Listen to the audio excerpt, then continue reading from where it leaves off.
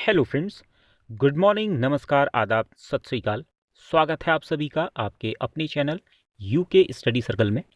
Friends, आज है 26 जनवरी और आप सभी को गणतंत्र दिवस की बहुत बहुत बधाई और शुभकामनाएं। फ्रेंड्स, आज के इस वीडियो में हम बात करेंगे देश, दुनिया और उत्तराखंड की महत्वपूर्ण खबरों से संबंधित टॉप 10 करंट अफेयर्स और साथ ही पिछले वीडियो के दौरान पूछे गए क्वेश्चन पर चर्चा करेंगे और सबसे अंत में पूछा जाएगा क्वेश्चन ऑफ द डे यानी आज का सवाल। फ्रेंड्स, आज के इस वीडियो से रिलेटेड पीडीएफ के लिए आप हमारे Telegram channel UK study circle को ज्वाइन कर सकते हैं, जिसका लिंक डिस्क्रिप्शन में दे दिया जाएगा, या फिर आप इसे अपने टेलीग्राम पर यूके स्टडी सर्कल सर्च करके भी ज्वाइन कर सकते हैं। फ्रेंड्स, वीडियो शुरू करने से पहले यदि अभी तक लाइक नहीं किया है तो आज के इस वीडियो को लाइक ज़रूर कर दीजिएगा। साथ ही अगर चैनल पर नए हैं तो चैनल को सब्सक्राइब भी कर लीजिएगा। तो चलिए शुरू करते हैं आज के करंट अफेयर्स का वीडियो। तो फ्रेंड्स, आज का पहला क्वेश्चन है, स्मार्ट सिटी प्रोजेक्ट फेज 3 में किस शहर को पहला स्थान मिला है? ऑप्शंस है लखनऊ, देहरादून, पटना या फिर बरेली। और इसका सही आंसर है ऑप्शन बी, देहरादून को। भारत सरकार द्वारा घोषित स्मार्ट सिटी प्रोजेक्ट फेज 3 की ताज़ा रैंकिंग में देहरादून को प्रथम स्थान प्राप्त हुआ है। फेज 3 की 30 स्मार्ट सिटीज़ की रैंकिंग में कार्यों की रफ्तार और ये जो स्मार्ट सिटी प्रोजेक्ट है, इस योजना के क्रियान्वयन के आधार पर देहरादून को प्रथम रैंक मिली है। साथ ही स्मार्ट सिटी प्रोजेक्ट के चारों फेज की रैंकिंग में भी देहरादून 9वें स्थान पर आ गया है। ये पिछले साल 2019 में जो रैंकिंग थी देहरादून की, वो 16वीं रैंकिंग थी और अब ये अपने कार्यों की रफ्तार के कारण 9वें स्थान पर आ गया है। स्मार्ट सिटी प्रोजेक्ट देश में 100 शहरों को स्मार्ट शहरों के रूप में विकसित करने के संकल्प के साथ 25 जून 2015 को प्रधानमंत्री द्वारा शुरू किया गया था।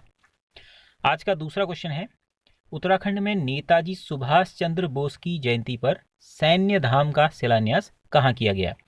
ऑप्शंस हैं देहरादून में, रानीखेत में, लेंसडाउन में या फिर पिथौरागढ़ में। और इसका सही आंसर है ऑप्शन ए, देहरादून में। उत्तराखंड के मुख्यमंत्री त्रिवेंद्र सिंह रावत ने नेताजी सुभाष चंद्र बोस की जयंती पर यानी 23 जनवरी को देहरादून के पुरकुल गांव में सैन्य धाम का शिलान्यास किया है। फ्रेंड्स, यह धाम 5 एकड़ भूमि पर बनाया जाएगा और इस धाम के अंतर्गत इसमें म्यूजियम और थिएटर का निर्माण किया जाएगा। इस सैन्य धाम के निर्माण के लिए राज्य के प्रत्येक शहीद सैनिक के गांव की मिट्टी और शिला का प्रयोग किया जाएगा और सैन्य धाम में राज्य के जितने भी शहीद हैं उन शहीदों की वीर गाथाएं यहाँ पर लिखी जाएंगी, ताकि वहाँ पर आने वाले लोग उनसे प्रेरित हो सकें। इसके साथ ही मुख्यमंत्री द्वारा शहीदों के परिजनों को दी जाने वाली अनुदान राशि को 10 लाख से बढ़ाकर 15 लाख किए जाने की भी घोषणा की गई। बढ़ते हैं आज के अगले क्वेश्चन की तरफ। आज का तीसरा क्वेश्चन है, इंडिया इनोवेशन इंडेक्स 2020 में उत्तर पूर्व और पहाड़ी राज्यों की श्रेणी में उत्तराखंड को कौन सा स्थान मिला है? ऑप्शंस है पहला, दूसरा, तीसरा या फिर चौथा। और सही आंसर है ऑप्शन बी, दूसरा स्थान उत्तराखंड को मिला है। हाल ही में 20 जनवरी को नीति आयोग द्वारा इंडिया इनोवेशन इंडेक्स 2020 के अंतर्गत देश के सबसे नवाचारी राज्यों की सूची जारी की गई है और इस सूची में प्रमुख राज्यों की श्रेणी में 42.5 अंक के साथ कर्नाटक राज्य प्रथम स्थान पर है। ये पिछली रैंकिंग में भी प्रथम स्थान पर ही था। दूसरे स्थान पर महाराष्ट्र है जिसे 38 अंक मिले हैं और तीसरे स्थान पर है तमिलनाडु। इस सूची में बिहार सबसे अंतिम स्थान पर है, इसे 14.5 अंक मिले हैं। बात करें उत्तर पूर्व की पहाड़ी राज्यों की, तो उत्तर पूर्व और पहाड़ी राज्यों में प्रथम स्थान पर रहा है हिमाचल प्रदेश 25.06 अंक के साथ और दूसरे स्थान पर है उत्तराखंड, इसे 23.5 अंक मिले हैं। तीसरे स्थान पर मणिपुर है जबकि अंतिम स्थान पर है मेघालय। ये पूर्वी, उत्तर पूर्वी और पहाड़ी राज्यों की श्रेणी के अंतर्गत है। बात करें केंद्र शासित प्रदेशों और शहरी राज्यों की, तो इसमें प्रथम स्थान पर है दिल्ली, दूसरे में चंडीगढ़ और तीसरे में दमन और दीव, और लक्षद्वीप इसमें अंतिम पायदान पर रहा है। इस इंडेक्स का पहला एडिशन अक्टूबर 2019 में जारी किया गया था और ये इसका दूसरा एडिशन है इस इंडेक्स का। इस इंडेक्स के तहत प्रदर्शन की तुलना करने के उद्देश्य से 17 प्रमुख राज्यों, 10 उत्तर पूर्वी राज्यों और 9 शहरी राज्यों या फिर केंद्र शासित प्रदेशों में देश को विभाजित किया गया है और उसके आधार पर ये रैंकिंग दी जाती है। फ्रेंड्स, बात करें नीति आयोग की, तो नीति, इसका पूरा नाम है national institute for transforming India. इसका गठन 1 जनवरी 2015 को किया गया था। इससे पहले इसके स्थान पर योजना आयोग था, तो योजना आयोग को बदलकर उसकी जगह पर नीति आयोग का गठन किया गया था प्रधानमंत्री नरेंद्र मोदी ने। इसके अध्यक्ष प्रधानमंत्री होते हैं और वर्तमान में इसके उपाध्यक्ष हैं डॉक्टर राजीव कुमार, और वर्तमान में इसके मुख्य कार्यकारी अधिकारी यानी सीईओ है अमिताभ कांत। बढ़ते अगले क्वेश्चन की तरफ। उत्तराखंड के हस्तशिल्प उत्पादों को किस ब्रांड नेम से अंतर्राष्ट्रीय बाजार में बेचा जाएगा? ऑप्शंस है होली हिमालय, हिलांस, अम्ब्रेला या फिर हिमाद्री। और इसका सही आंसर है ऑप्शन सी, अम्ब्रेला। राज्य में हस्तशिल्प, हैंडलूम, एमएसएमई विभागों और स्वयं सहायता समूह द्वारा तैयार किए जाने वाले उत्पादों को अंतर्राष्ट्रीय स्तर का अम्ब्रेला ब्रांड, अम्ब्रेला लोगो इसके लिए तैयार किया जाएगा। अम्ब्रेला ब्रांड बनाने का उद्देश्य वोकल फॉर लोकल को बढ़ावा देने के साथ ही उत्तराखंड के स्थानीय उत्पादों को अंतर्राष्ट्रीय बाजार में पहुंचाना है और इनकी पहचान बनाना है। वर्तमान में स्थानीय स्तर पर इन उत्पादों को हिमाद्री, हिलांस आदि ब्रांड नेम से बेचा जा रहा है और हाल ही में मुख्यमंत्री त्रिवेंद्र सिंह रावत ने इसके लिए लोगो तैयार करने हेतु एजेंसी के चयन को भी मंजूरी दे दी है। बढ़ते हैं अगले क्वेश्चन की तरफ। आज का 5वां क्वेश्चन है, हाल ही में लॉन्च किया गया ई एपिक निम्नलिखित में से किससे संबंधित है? इसके ऑप्शंस हैं पर्यावरण संरक्षण से, इलेक्ट्रॉनिक उत्पादों से, चुनाव आयोग से या फिर एनर्जी सप्लीमेंट से। इसका सही आंसर है ऑप्शन सी, चुनाव आयोग से ये संबंधित है। राष्ट्रीय मतदाता दिवस यानी 25 जनवरी को चुनाव आयोग द्वारा digital voter ID e EPIC launch किया गया है। ई एपिक का जो पूरा नाम है, ये ई एपिक है, ई एपिक का पूरा नाम इलेक्टोरल होगा, electronic electoral photo identity card. ये जो ई एपिक कार्ड है, ये जो हमारा पुराना एपिक कार्ड होता है यानी वोटर आईडी जो होती है, उसी का पीडीएफ संस्करण होगा जिसमें फोटो होगी, हमारी सीरियल नंबर होगा और साथ में पार्ट नंबर यानी भाग संख्या, जो हमारा निर्वाचन क्षेत्र है जहां हम वोट देते हैं, जहां हमारा वोटर लिस्ट में नाम होता है, तो उस स्थान का भाग संख्या इसमें अंकित रहेगा। साथ ही में एक सुरक्षित क्यूआर कोड भी होगा। इस एपिक कार्ड को मोबाइल या पीसी पर डाउनलोड किया जा सकता है और इसके जरिए नया डुप्लीकेट वोटर आईडी कार्ड, मतलब नया कार्ड बनाना है या फिर डुप्लीकेट वोटर आईडी कार्ड जारी करना है, यानी पुराना जो हमारा वोटर आईडी कार्ड खो गया है उसके स्थान पर डुप्लीकेट बनाना है, तो वो काम भी किया जा सकता है। फ्रेंड्स, राष्ट्रीय मतदाता दिवस जो है ये प्रतिवर्ष 25 जनवरी को मनाया जाता है। इस दिवस को मनाने का जो मुख्य उद्देश्य है वो युवाओं को मतदान के प्रति जागरूक करना है। इस वर्ष की मतदाता दिवस की जो थीम है वो है मतदाताओं को सशक्त, सचेत और सुरक्षित तथा जागरूक बनाना। राष्ट्रीय मतदाता दिवस पहली बार 25 जनवरी 2011 को मनाया गया था। ये मनाया गया था चुनाव आयोग के 61वें स्थापना दिवस के उपलक्ष्य में।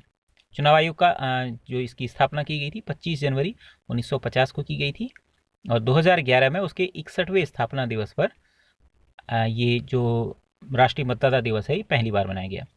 अगला क्वेश्चन है, राष्ट्रीय बालिका दिवस कब मनाया जाता है? ऑप्शंस हैं 24 जनवरी को, 25 जनवरी को, 26 जनवरी को या फिर 30 जनवरी को। और इसका सही आंसर है ऑप्शन ए, 24 जनवरी को मनाया जाता है।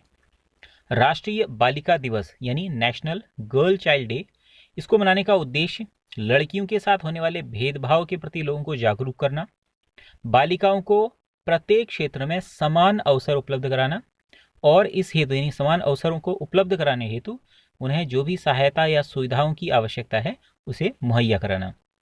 राष्ट्रीय बालिका दिवस प्रतिवर्ष 24 जनवरी को मनाया जाता है और इसे मनाने की जो शुरुआत है वो 2008 में की गई थी। किसके द्वारा की गई थी? भारत सरकार के महिला और बाल विकास मंत्रालय द्वारा। बढ़ते हैं अगले क्वेश्चन की तरफ। आज का 7वां क्वेश्चन है, हाल ही में नरेंद्र चंचल का निधन हो गया है, वे किस क्षेत्र से संबंधित थे? इसके ऑप्शंस हैं भजन गायक, पर्यावरण संरक्षक, अंतरिक्ष विज्ञानी या फिर लेखक। और इसका सही आंसर है ऑप्शन ए, भजन गायक। प्रसिद्ध भजन गायक नरेंद्र चंचल का हाल ही में 22 जनवरी 2021 को 80 वर्ष की अवस्था में निधन हो गया। नरेंद्र चंचल बॉलीवुड में प्लेबैक सिंगिंग करते थे और साथ ही साथ माता के जागरणों में भजन भी गाते थे। इनके द्वारा बॉलीवुड की फिल्मों में गाई गई फिल्म अवतार फिल्म में इनके द्वारा गाया था चलो बुलावा आया है, और एक फिल्म आशा में इनके द्वारा गाया है तूने मुझे बुलाया शिरा वाली है। तो ये काफ़ी हिट इनके ये दोनों गीत हुए थे। इनके अलावा भी और काफ़ी सारे गीत इन्होंने गाए हैं। नरेंद्र चंचल का जन्म 16 अक्टूबर 1940 को हुआ था अमृतसर में। अगला क्वेश्चन है, हाल ही में खेलो इंडिया विंटर स्पोर्ट्स फेस्टिवल कहाँ शुरू हुआ है? ऑप्शन है उत्तराखंड में, हिमाचल प्रदेश में, मेघालय में या फिर लद्दाख में। और इसका सही आंसर है ऑप्शन डी, लद्दाख में शुरू हुआ है। केंद्रीय खेल मंत्री केंद्रीय खेल मंत्री किरण रिजिजू ने 21 जनवरी 2021 को लद्दाख में कारगिल जिले के जौंस्कर में पहले खेलो इंडिया जौंस्कर विंटर स्पोर्ट्स फेस्टिवल का उद्घाटन किया है। लद्दाख के जौंस्कर को शीतकालीन पर्यटन स्थल के रूप में बढ़ावा देने के उद्देश्य से ये जो 13 दिवसीय विंटर स्पोर्ट्स फेस्टिवल है इसका आयोजन किया जा रहा है। शीतकालीन उत्सव ये जो मनाया जा रहा है इसका जो प्रमुख आकर्षण है वो है बर्फ पर याक की सवारी, और इसके अलावा यहाँ पर जो जौंस्कर नदी है वो आजकल जमी हुई है, और इस जमी हुई जौंस्कर नदी पर ट्रैकिंग करना, आइस हॉकी खेलना, बर्फ में मूर्तिकला करना और वहाँ के जो स्थानीय आहार उत्सव हैं वो इस फेस्टिवल का प्रमुख हिस्सा रहेंगे। बात करें लद्दाख की, तो लद्दाख जो है पहले ही जम्मू कश्मीर राज्य का हिस्सा था और 31 अक्टूबर 2019 से केंद्र शासित प्रदेश के रूप में इसका गठन हुआ है। इसकी राजधानी है लेह और वर्तमान में यहाँ के राज्यपाल हैं राधा कृष्ण माथुर। अगला क्वेश्चन है, हाल ही में किस देश ने पेरिस जलवायु समझौते में दोबारा वापसी की घोषणा की है? ऑप्शन है ब्रिटेन, अमेरिका, फ्रांस या फिर रूस। सही आंसर है ऑप्शन बी, अमेरिका ने। अमेरिका के नए राष्ट्रपति जो बाइडेन ने जलवायु परिवर्तन का सामना करने के लिए अंतर्राष्ट्रीय पेरिस जलवायु सम्मेलन में वापसी की घोषणा की है। फ्रेंड्स, आपको याद होगा कि अमेरिका के पूर्व राष्ट्रपति डोनाल्ड ट्रंप ने पिछले साल इस समझौते से अमेरिका को अलग कर लिया था, और साथ ही डोनाल्ड ट्रंप ने अमेरिका को विश्व स्वास्थ्य संगठन से भी अलग करने की घोषणा की थी। तो इस पर भी अमेरिका के नए राष्ट्रपति जो बाइडेन ने फिलहाल रोक लगा दी है। फ्रेंड्स, बात करें पेरिस जलवायु समझौते की, तो ये फ्रांस की राजधानी पेरिस में 12 दिसंबर 2015 को यहाँ पर 196 देशों के प्रतिनिधियों ने पेरिस जलवायु समझौते को अपनाया था, इस पर हस्ताक्षर किए थे। और ये जो समझौता है ये ग्रीन हाउस गैस उत्सर्जन इसके समन के लिए, यानी इसमें कमी लाने के लिए, अनुकूलन के लिए और वित्त व्यवस्था हेतु इस समझौते पर हस्ताक्षर किए गए थे। हस्ताक्षर हालांकि बाद में अप्रैल 2016 में किए गए थे, लेकिन ये समझौता, इस पर जो बैठक की गई थी वो 12 दिसंबर 2015 को की गई थी। आज का 10वां और अंतिम क्वेश्चन है, किस देश की स्पेस कंपनी ने हाल ही में एक ही रॉकेट से 143 सैटेलाइट अंतरिक्ष में भेजकर एक नया कीर्तिमान बनाया है? ऑप्शंस हैं भारत, चीन, रूस या अमेरिका। और इसका सही आंसर है ऑप्शन डी, अमेरिका की कंपनी ने। अमेरिका की स्पेस एक्स कंपनी ने हाल ही में 24 जनवरी 2021 को एक ही रॉकेट से 143 सैटेलाइट अंतरिक्ष में भेजने का नया रिकॉर्ड बनाया है। इससे पहले ये रिकॉर्ड भारत के नाम था। भारत ने 2017 में एक ही रॉकेट से 104 सैटेलाइट लॉन्च करने का रिकॉर्ड बनाया था। हालांकि उससे पहले ये जो रिकॉर्ड था वो स्पेस एक्स के नाम ही था। उससे पहले स्पेस एक्स ने 48 सैटेलाइट भेजने का रिकॉर्ड उसके नाम था, जो कि 2017 में भारत के नाम हो गया था, अभी वापस स्पेस एक्स के नाम हो गया है। इन जो सैटेलाइट्स हैं 143 भेजी गई हैं, इनमें अमेरिका और जर्मनी की 48 अर्थ इमेजिंग सैटेलाइट्स हैं, 17 कम्युनिकेशन सैटेलाइट्स हैं और इसके अलावा कुछ अन्य छोटी ये जो शू बॉक्स होता है इसके आकार की सैटेलाइट्स भी इसमें शामिल हैं। फ्रेंड्स, यहाँ पर बात करें कि इस कंपनी के जो स्पेस एक्स कंपनी है इसके संस्थापक एलन मस्क, ये टेस्ला जो कार कंपनी है उसके मालिक भी हैं। ये हाल ही में दुनिया के सबसे अमीर व्यक्ति बने हुए हैं। तो फ्रेंड्स, अब बारी है पिछले वीडियो के दौरान पूछे गए क्वेश्चन की। ये क्वेश्चन था, वर्तमान में राज्य में कितने नगर निगम हैं? इसके ऑप्शन थे 4, 6, 8 या इनमें से कोई नहीं। और हमारे व्यूअर्स में से जिन लोगों ने इस क्वेश्चन का सही आंसर दिया उनके नाम हैं हेमराज गेड़ा, कल्पना Chamoli, Poonam Pant, Shivani, Deep Bedwal, Jeevan Joshi, Suman Tamta, LP physics classes, Ritika Goswami, Varnika Sharma, Balveer Singh, Deepika Rawat, Usha Dhami, Sonali Goswami, Ravindra Kumar, Nisha Goswami, Kamal Kumar, Harshita Negi, Akshay Kandari, Rachit Kumar, Prince Parihar, Manoj Rawat, Varsha Singh, Hema Rawat, Pushpa Rana, Sarita Gusain, Prakash Bachketi, Isha Tomar, Vikas Thapa, Naresh Negi, Jaldeep Chauhan, Amit Kumar, Amit Negi, Brijesh Kumar, Manjeet Shah, Deependra Singh Rawat, Lokesh Mishra, Himanshu Singh Dhami, देवभूमि उत्तराखंड, प्रीति नेगी, सुमित रावत, गीता कंडियाल, नवीन चंद्र, पूनम नेगी, अनीता चंद, प्रतिभा भट्ट, निरंजन सिंह चौहान, मैथ्स वाला पाठक, स्टडी 093, लखविंदर सिंह, कविप्री नेगी, मुनीश कुमार, गुलाम फरीद, कन्नू कापड़ी, लता बिष्ट, सोनू रोथन, संस्कृति पहाड़ की, अजय जोशी, रवि पवार, शीतल वालिया, कार्तिकेय रावत, बब्बी बोहरा, प्रियंका पाटनी, मंजीत बिष्ट, देव लामा, रविंद्र सिंह, नीलेश कुमार, कंचू कंचन शर्मा, अंकित कुमार आर्या और मोहम्मद नदीम। तो फ्रेंड्स, आप सभी लोगों को बहुत बहुत बधाई और हार्दिक शुभकामनाएं। और इस क्वेश्चन का सही आंसर है ऑप्शन सी, 8 नगर निगम है। उत्तराखंड में वर्तमान में कुल नगर निगमों की संख्या 8 है। देहरादून नगर निगम राज्य का सबसे पुराना नगर निगम है, जिसकी स्थापना की गई थी 2003 में।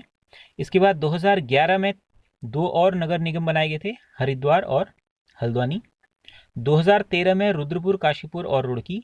2017 में ऋषिकेश और कोटद्वार की जो नगर पालिकाएं थी उनको नगर निगम का दर्जा दिया गया था। फ्रेंड्स, यहाँ पर साथ ही बात कर लें कि नगर निगम के लिए जो जनसंख्या का मानक है, यानी नगर निगम कब घोषित करेंगे, जब वहाँ की जनसंख्या जो है वो मैदानी क्षेत्र में 1 लाख और पर्वतीय क्षेत्र में 90,000 की जनसंख्या होगी। और इसीलिए जो नगर पालिकाएँ हैं उनका दर्जा, उनका जो विस्तार करके, उनका एरिया बढ़ाकर जब ये जो जनसंख्या का मानक है इसको पूरा कर लिया जाता है तो तभी उसको नगर निगम घोषित किया जाता है। तो फ्रेंड्स, अब बारी है क्वेश्चन ऑफ द डे यानी आज के क्वेश्चन की। आज का क्वेश्चन है, रिखोला लोधी किस पवार शासक का सेनापति था? ऑप्शन है महीपत शाह, श्याम शाह, पृथ्वीपति शाह या फिर इनमें से कोई नहीं। फ्रेंड्स, इस क्वेश्चन का आंसर यदि आपको मालूम है तो कमेंट बॉक्स में ज़रूर लिखिएगा, क्योंकि कमेंट बॉक्स में जब आप कमेंट करते हैं तो ये आंसर आपको और अच्छे से याद हो जाते हैं। और कोशिश कीजिएगा कि यदि आपको मालूम है तो थोड़ा सा उसको डिटेल में लिखने की कोशिश कीजिएगा, जिससे कि आपको उस क्वेश्चन के साथ साथ उससे रिलेटेड और भी सूचनाएं याद रहें। तो फ्रेंड्स, आज का ये वीडियो आपको पसंद आया हो तो इसे लाइक, शेयर और सब्सक्राइब जरूर कीजिएगा। और तो आज के इस वीडियो में इतना ही है, मिलते हैं अगले वीडियो में। जय हिंद।